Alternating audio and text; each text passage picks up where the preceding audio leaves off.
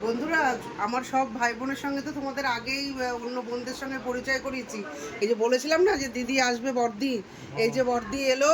আমরা 5 বোন আজকে এক জায়গায়, এই ছোট বোনের বাড়ি যে পুজো, সেই পুজোতে আমাদের যে আজকে কি আনন্দ হচ্ছে তোমাদের বলে বোঝাতে পারবো না। এই দিদি, তোর কেমন লাগছে এখানে এসে? খুব ভালো লাগছে। কি অনুভূতি সেটা বলে বোঝানোর মতো নেই। সারা বছর পরে এই একটা দিন আমরা অপেক্ষা করে থাকি।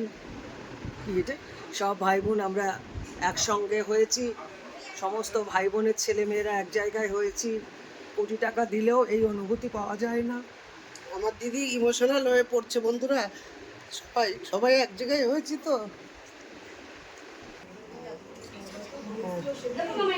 এই যে বন্ধুরা, বড় জামাইবাবু, এই দেখো বলেছিলাম না যে ও একটু লেটে আসছে, ওরা নাগের বাজারে থাকে।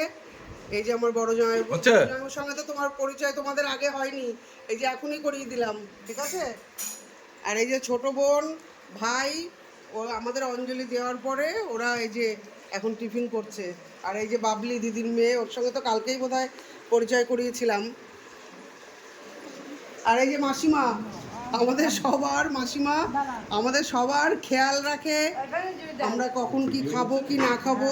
পুজোর বাড়িতে মাসিমা সব ঠিকঠাক করে রাখে, ঠিক আছে? পাবলির হাজবেন্ড, তার মা, এই যে মাসিমা, আর এক মাসিমা এই যে পুজো উপলক্ষে এসছে বোনের বাড়িতে। মানে আমরা সব কাছের যারা সব এক জায়গায় হয়েছি আজকে। আজ এই অবধি থাকলো। এখন এরপর আরো কিছু আমি দেখানোর চেষ্টা করছি।